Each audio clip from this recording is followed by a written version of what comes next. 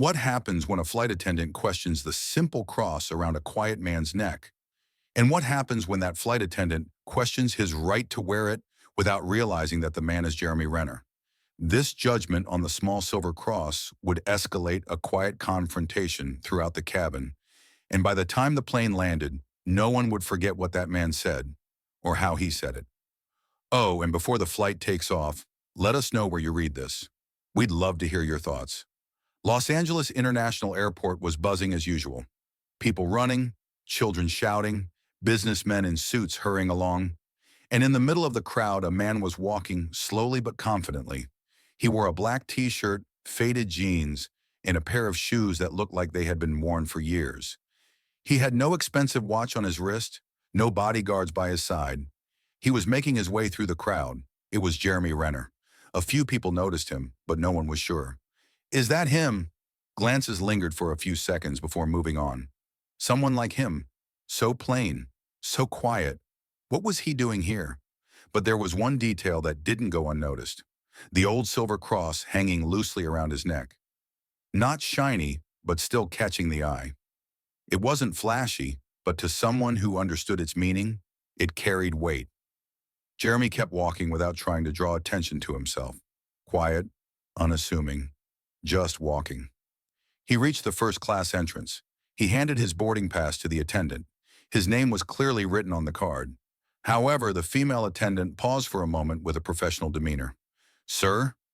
She looked at the ticket, then at his face. Her eyebrows furrowed. "I think you're in the wrong line. This is for first class." Jeremy bowed his head slightly. He wasn't surprised or offended. He replied with a tired but calm smile, "I'm in the right line." The attendant, whose name was Carla, checked his ticket again. The ticket was valid and the name was correct. Of course, she knew who Jeremy Renner was, but she hadn't recognized him at first glance. His relaxed demeanor, worn-out shoes, and that quiet, humble manner. He was very different from the typical profile she was used to seeing in first-class cabins. Celebrities usually made themselves known. Jeremy, however, seemed as though he wanted to disappear. Even after verifying his identity, Carla's doubts did not disappear. Something didn't fit. Still, she let him pass, but her eyes continued to follow him. Jeremy walked down the aisle.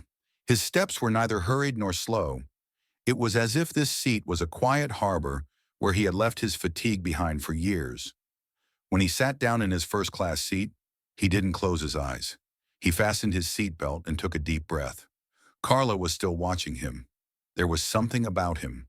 There was no exaggeration. There was no noise. But there was no peace either. Maybe the show Carla was waiting for hadn't come. Or maybe it was the silver cross that was now clearly visible through her shirt that had caught her attention. It was small. It didn't sparkle. But its meaning stood out in Carla's mind like a big question mark.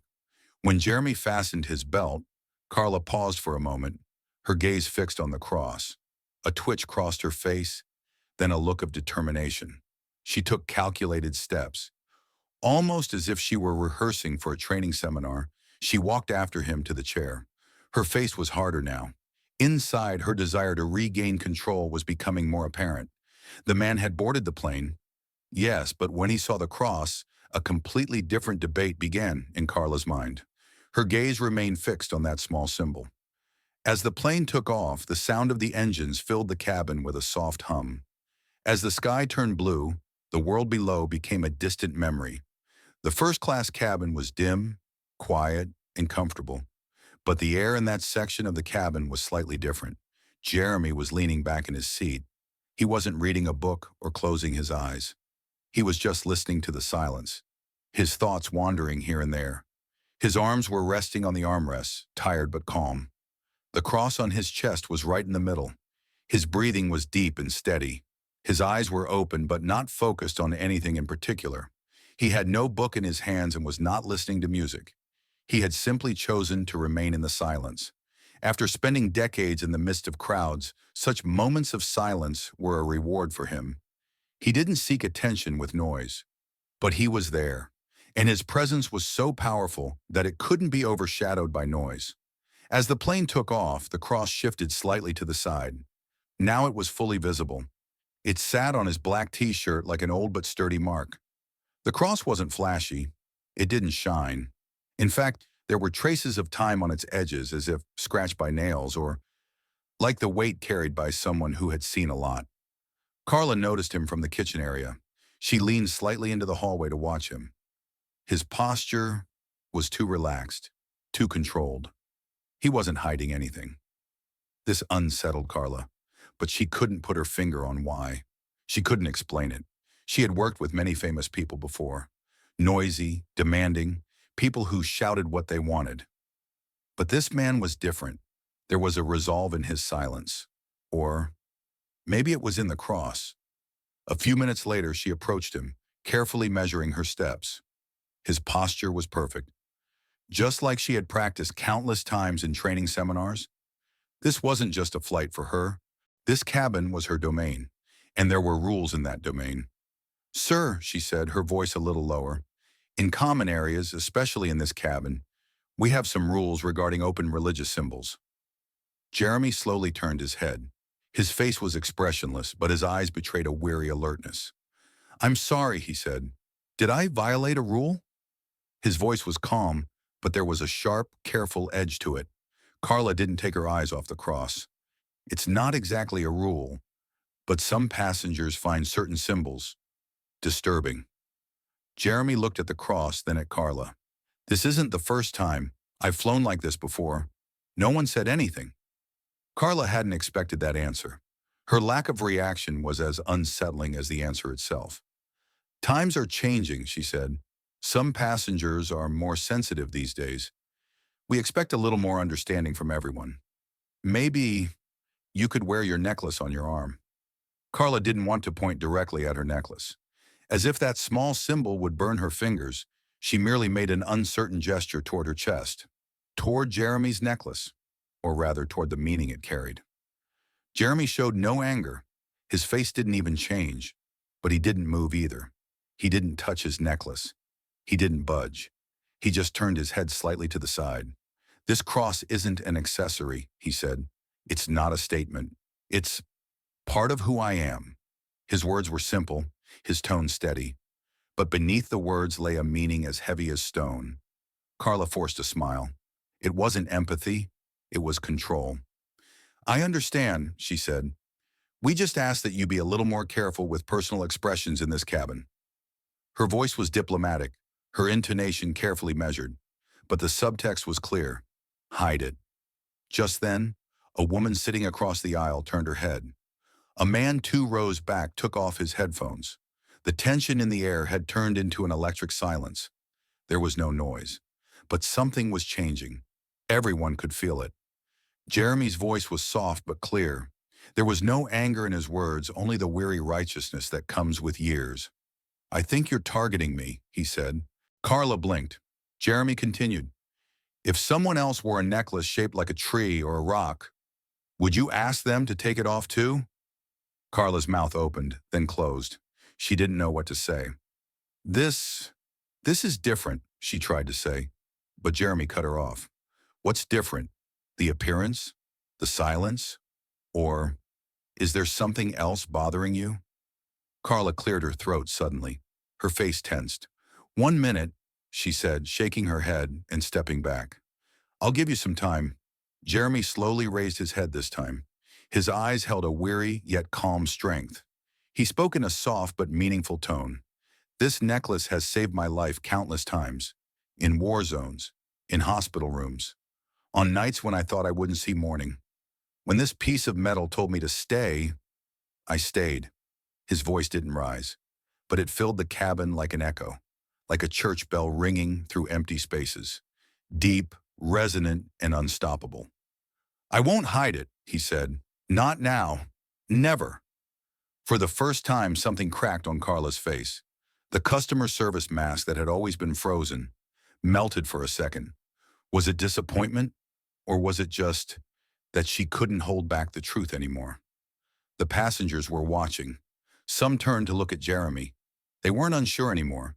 They were silently forming their own opinions. A man raised his phone. He quietly turned the camera toward the aisle. Another whispered to his partner, "Isn't that Jeremy Renner?" But Jeremy didn't even notice the commotion. He hadn't started an argument. He had simply drawn a line. And that line wasn't a boundary for some, it was a mirror. A passenger leaned toward his partner. "Is that really Jeremy Renner?" he whispered. But Jeremy didn't hear it. He wasn't trying to draw attention to himself. He was just standing there, motionless. But his stance was like a drawn line, soft but clear. That line wasn't drawn with words, it was drawn with silence. And that was what Carla found most difficult. When she felt control slipping from her hands, she suddenly straightened up again. "If you refuse," she said, her voice colder now, "I'll have to report this to the captain." Jeremy looked directly at her. His eyes were tired but not evasive. He wasn't hurt. He wasn't angry. But there was no backing down in him. "Do what you have to do," he said. The words were slow but clear. "Just, there's something I want you to know." He bowed his head slightly. "It's not what's in my chest. It's what's in your eyes." A sudden silence filled the cabin. Even the muffled sound of the engine faded into the background. It was as if everyone had held their breath. Even Nicole stepped back. The uncertain expression on her face was no longer just professional attention, but a real inner conflict. Carla opened her mouth, but no words came out. She tried again. Still nothing. Jeremy's voice was a little lower this time, but it was almost heavier. "This necklace saved my life countless times. It's not just metal. It's all I have left. It might be the only thing filling the void inside me. I can't keep it." Carla's face trembled. Her perfect stoic expression cracked for a moment. Her anger, her hurt, the control slipping away were now visible on her face. The plane was now at cruising altitude. Outside, clouds drifted slowly, the wings gracefully slicing through the sky. The cabin was filled with a quiet luxury, reclined seats, the clinking of cutlery, the sound of champagne bubbles. But in one corner, the silence echoed in a different way. There was an invisible but palpable tremor. Jeremy hadn't moved an inch. He was sitting in his seat. The cross, right above his chest on his plain t-shirt, was resting on his heart, visible and impossible to hide. Carla approached this time with firmer steps. Though her face seemed composed, the old precision was gone from her voice. "Sir," she said, "some passengers have complained that they are uncomfortable." She tried to choose her words carefully, but she couldn't hide the tension beneath them. And Jeremy saw it, not just in her words, but in the struggle in her eyes. Jeremy looked at her directly.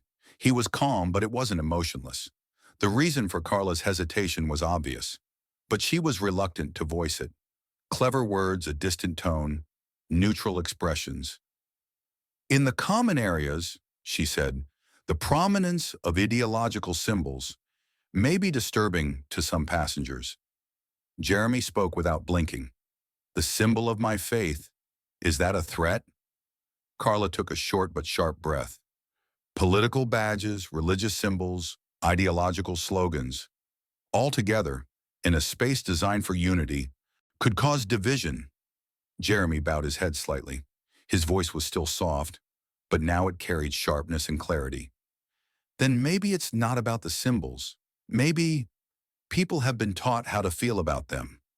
The words echoed in the cabin. They weren't loud, but their impact was deeper than any loud sound. The couple nearby exchanged glances. The man quietly tilted his phone and pressed the record button. Carla noticed. She straightened her posture, as if she wanted to regain control. "I'm just following protocol," she said. "If you don't cooperate, I may have to call security." This sentence turned all heads in the cabin. It was no longer just a conversation, but a shift in balance. Beneath the surface of everyday life, a raw, real crack was beginning to show. But Jeremy didn't move an inch. He didn't raise his voice. He just looked into the woman's eyes and said, "Call whoever you want. But understand this, the problem isn't what I carry in my heart, it's what you carry in your eyes." A silence fell. Real, clear, and silent.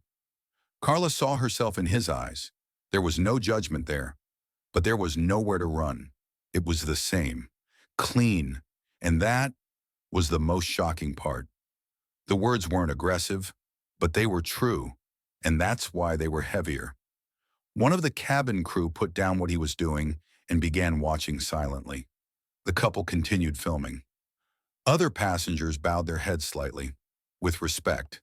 A division was forming, but it wasn't between beliefs, between perception and reality.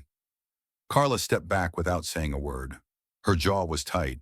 She didn't know it yet, but the wind had changed direction. Jeremy didn't take a step back. He didn't say a word, but his gaze said a lot. "Call whoever you want," he said silently to himself. "But know this, the problem isn't what I carry in my heart.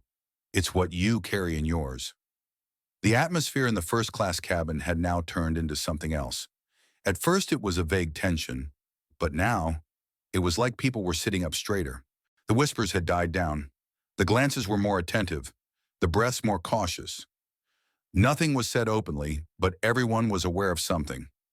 Jeremy was still sitting silently. He hadn't moved. But that stillness had become the movement itself. The silver cross was right above his chest. It was no longer an expression. It was a reality. Visible, clear, and unhidden. Carla was standing at the back of the cabin, her arms crossed. Her jaw was clenched. She wasn't just nervous anymore. She had been challenged. His authority, which had been taught to the passengers to respect, had been silently questioned. Not only by Jeremy, but by his team, and most of all, by himself. He was touching his tablet. He was pressing the screen, but his mind was elsewhere. His uniform suddenly felt tighter, and the button on his collar felt tighter. This outfit, which symbolized authority, had now become a burden. He took a deep breath. Then he turned around. "Nicole, come to the front," he said. The young flight attendant hesitantly raised her head. "Is there a problem?" Carla smiled with a forced expression, but it was more like a warning than a smile. "Yes, we'll follow protocol.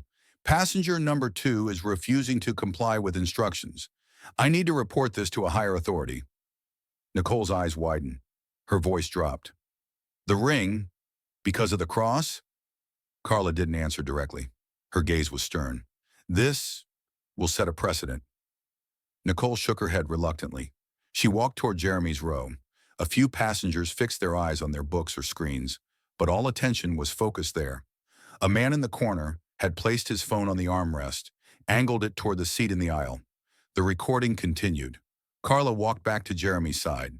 Her posture was stiffer this time. Her face was expressionless, but her eyes were tense. Nicole was right behind her, saying nothing, just bearing witness.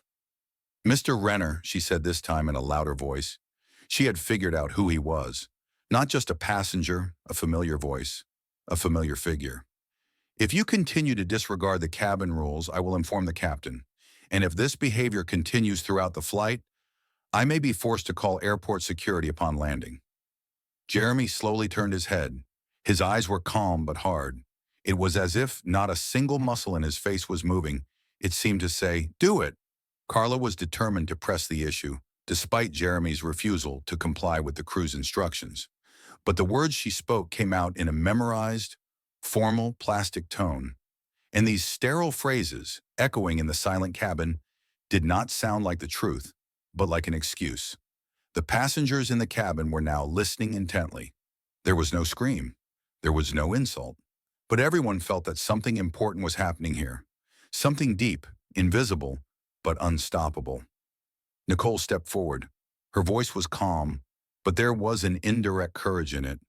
"Maybe," she said slowly, "we should talk to the captain before we reach that point." Carla turned her eyes to her. She gave her a sharp look, a disapproving, silencing look.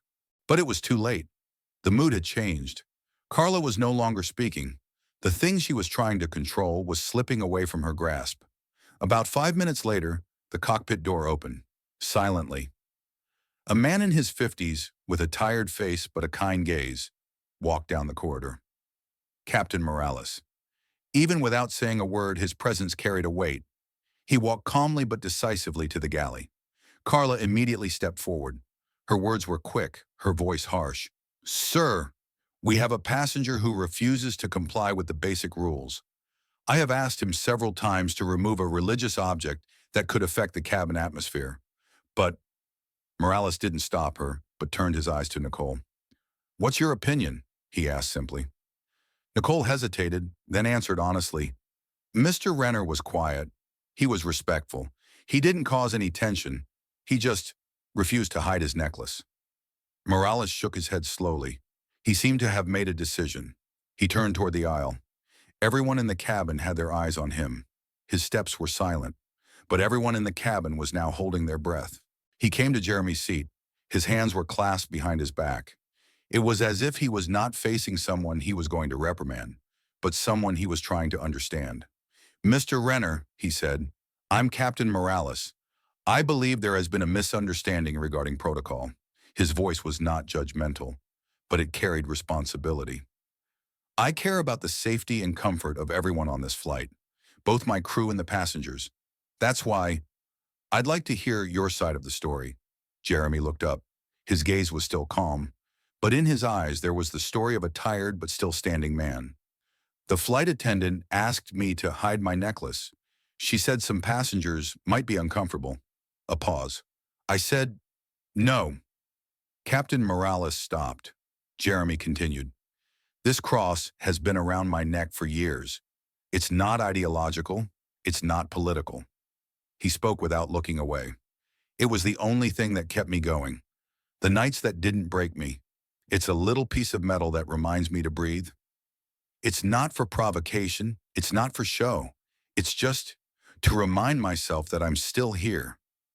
The cabin was so quiet that everyone heard the buckle of a seatbelt 3 rows back click. No one spoke, but everyone was waiting. Captain Morales listened carefully to Jeremy. When Jeremy finished speaking, the captain didn't respond immediately. He remained silent for a few seconds. Then he turned his head and looked at Carla. His voice was low but firm. "Did he say anything disrespectful?" Carla opened her mouth, but no words came out. Her tongue was tied. Morales turned to Nicole this time. "Did he act aggressively?" Nicole slowly shook her head from side to side. "No, sir," she said. "Not a single word." As soon as Morales heard this, he bowed his head. It was as if his decision had already been made. But as he made that decision, he was carrying the weight of leadership. The cabin lights were dimmed. It was dark outside. But for Carla, the darkness was inside. At that moment, she went to the kitchen area. She stood behind the curtain, alone, and now, naked in her own silence. The phone in her pocket continued to vibrate. She hadn't turned it on. There was no need to, because she already knew. The video had already been shared. With her own voice, the voice telling Jeremy Renner to hide his cross, she was on screens around the world. But that wasn't what was really bothering her. It wasn't panic. It was something deeper, shame. Because now she truly saw. He was reliving that moment, but not through his own eyes. Through Nicole's eyes. Through the passenger's eyes. And most of all, through Jeremy's eyes. He hadn't been impartial. He hadn't been fair. He had hidden a judgment behind a smile. He hadn't hurt him, perhaps.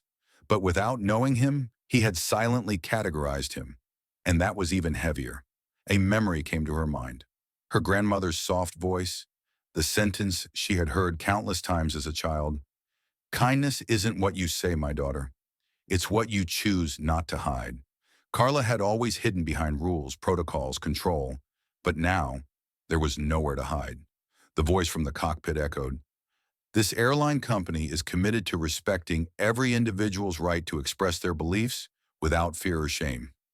It was a subtle statement, but everyone understood what it meant.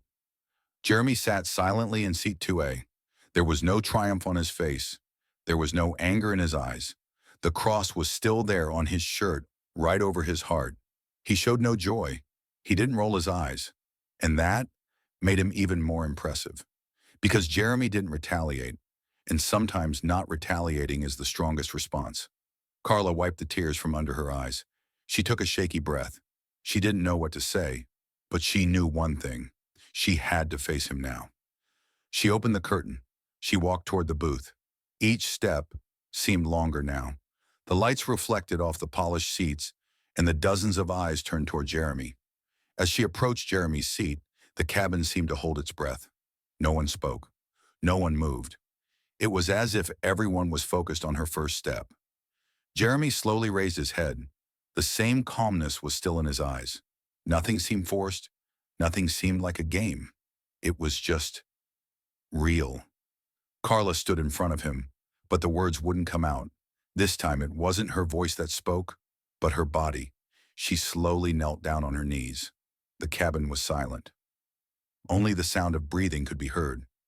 "I was wrong," she said, almost in a whisper. Her voice was trembling. "Under the guise of professionalism, I only protected my own discomfort." Her eyes were filled with tears. "I've hidden behind impartiality my whole life. I thought it was strength, but it was just blindness." She raised her head. Jeremy met her gaze. "I'm sorry, Jeremy." Another moment of silence. Then Jeremy gently stood up. There was no harsh movement. With instinctive grace, he reached out his hand. Carla took it. Jeremy silently and effortlessly helped her to her feet. This moment was a victory that needed no applause. The cabin was silent, but the atmosphere was charged. Everyone knew this wasn't easy. Carla was still standing in front of Jeremy, but she was someone else now. She wasn't the person hiding behind the uniform. She wasn't trying to be someone else. And that's why she felt lighter. Jeremy was still holding her hand, not for a show, just to tell a person, "I'm here." Carla whispered, "I don't know how to make this up to you." Jeremy replied with a soft but deep look. "You don't have to," he said. "You did your best, and you faced it. Most people wouldn't even do that." The cabin was still silent, but there were no judgmental glances anymore, just understanding eyes. Jeremy pointed to the empty seat next to him. "You can sit down if you want," he said. Carla nodded, and she sat down. This time her posture was straight but not stiff. She wasn't acting. She was just herself. They sat in silence for a while. Then Carla murmured, "I used to believe in something before I started this job, before the rules, the protocols, the fear. I believed in something." Jeremy didn't respond, but his gaze remained fixed on her. That day, not conflict, but kindness prevailed. The invisible struggle, resolved by a man's silent stance and a woman's inner confrontation. On that flight, an apology was given in the air, and the world watched. But Carla was no longer watching the world. She was watching herself. 2 weeks later, soft daylight filtered through the window of a modest apartment. Carla sat at a simple desk. Carla sat at a simple desk. No uniform, no makeup. Just the small silver cross Jeremy had silently given her. She looked at the camera. Her voice was soft. For the first time, there was true peace on her face. "For years, I thought professionalism meant hiding myself, but this cross reminded me what it means to be human." She bowed her head. She looked at the cross. She smiled. "I'm not hiding anymore." She paused, then in a whisper, "Thank you, Jeremy." She stopped the recording, and for the first time in a long time, she felt whole.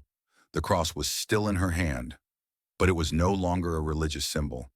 It was a symbol of choosing kindness over control, understanding over judgment, forgiveness over anger. What did this story make you feel? Write in the comments, how would you have acted? If you believe in the power of silence, like this video. Don't forget to subscribe for more stories.